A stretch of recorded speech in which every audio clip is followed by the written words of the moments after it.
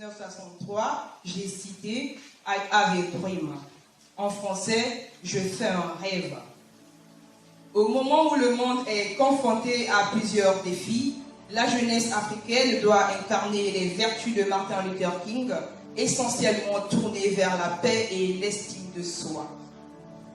C'est dans ce cadre que s'inscrit le thème de notre conférence débat, la jeunesse africaine et l'œuvre de Martin Luther King, une thématique qui invite ipso facto la jeunesse à faire de l'œuvre de Martin Luther King un credo. À côté de ce thème, mesdames et messieurs, nous suivrons une communication sur les violences en milieu scolaire. Ainsi dit, mesdames et messieurs, voici comment se présente la trame de notre cérémonie. Vous aurez à écouter en premier lieu le mot de circonstance qui sera lu par M. Darcy Massengo. S'en suivra une animation culturelle avec Dixon et on rentrera dans la phase des exposés. Le premier, c'est avec M. Arnaud Ludovic Banguissa sous le thème « La civilisation afro-américaine, quel regard en Afrique ?» Puis viendra le deuxième exposé avec M. Darcy Massengo sous le thème « La jeunesse africaine et l'œuvre de Martin Luther King ». Juste après ces deux exposés, nous aurons une lecture d'un extrait du discours « Je fais un rêve » par Freddy Dimi, élève aux classes de 4e. Et s'en suivra le jeu de questions-réponses. Juste après, on aura la présentation de l'association Yali par son président, une communication, je l'ai dit tantôt, sur les violences en milieu scolaire avec Ugenkaya Mikala. Et enfin, la présentation de la vision Black Steps, qui est un voyage panafricain en Italie pour la commémoration des 60 ans du deuxième congrès des écrivains et artistes noirs, tenu en 1959 à Rome, en France pour la commémoration des 100 ans du premier congrès panafricain, tenu à Paris en 1919, voyage aux États-Unis relatif aux 400 ans sur l'arrivée des Noirs en Amérique en 1619. Et interviendra le mot de clôture par le conférencier ou encore l'organisateur de cette cérémonie. Sans plus tarder, mesdames et messieurs, nous allons inviter M. Darcy Massengo à pouvoir prononcer le mot de circonstance. Sous vos ovations, s'il vous plaît.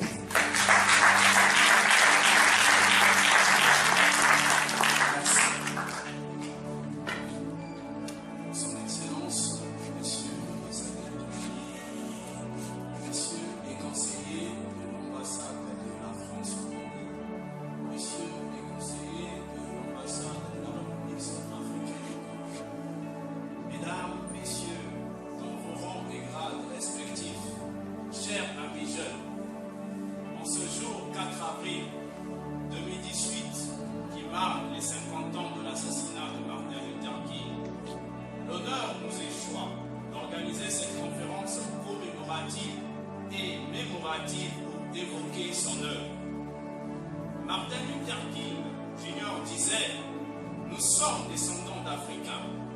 Notre héritage, c'est l'Afrique.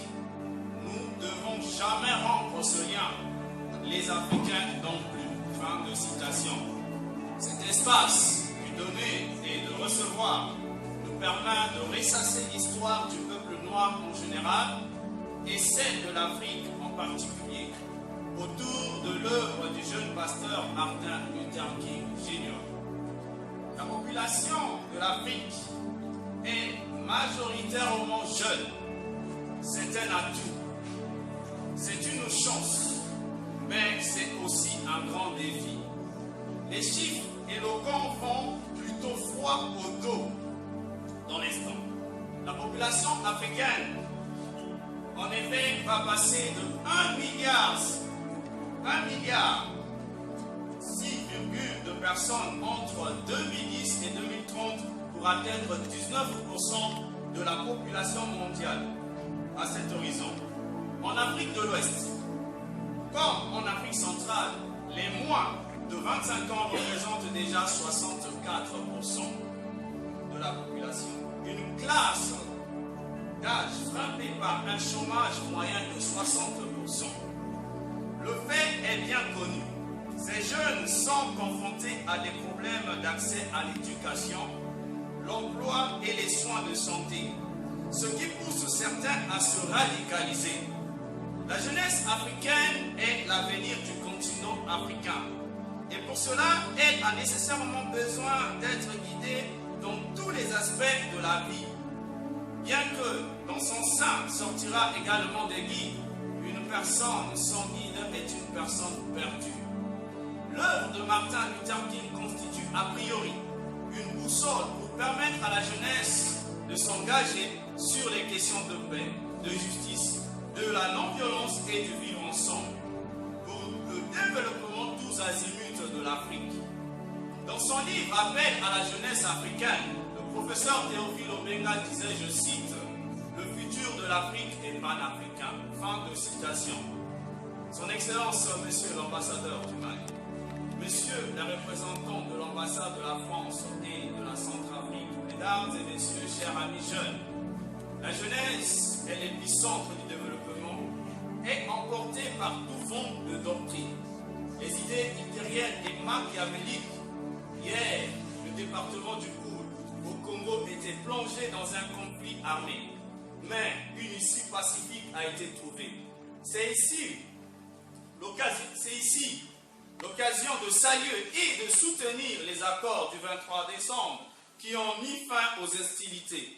Et nous exprimons notre entière solidarité aux populations du Koul. Mais l'Est du Congo démocratique, la Centrafrique, le nord du Mali, du Cameroun, le nord du Nigeria, le Soudan du Sud et bien d'autres pays sont toujours confrontés à l'instabilité sécuritaire, aux conflits armés et au terrorisme.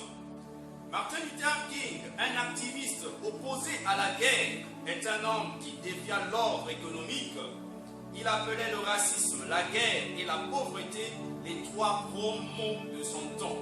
C'est ainsi que nous appelons la jeunesse africaine à dire non à tous les maux qui minent l'Afrique et faire de l'œuvre de Martin Luther King un moyen efficace pour mettre fin à tous les problèmes qui gangrènent son développement. Dans la paix et la sérénité, nous bâtirons ensemble l'Afrique. Je vous remercie, que Dieu bénisse l'Afrique.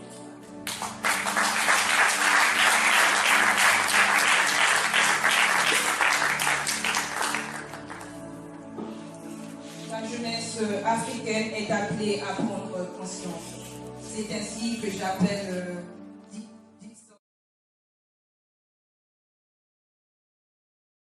I have a dream that one day this nation will rise up and live out the true meaning of its creed.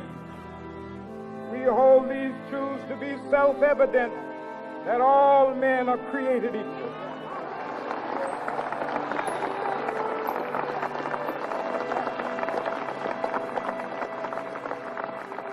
I have a dream that my 4 little children will one day live in a nation where they will not be judged by the color of their skin, but by the content of their character. I have a dream today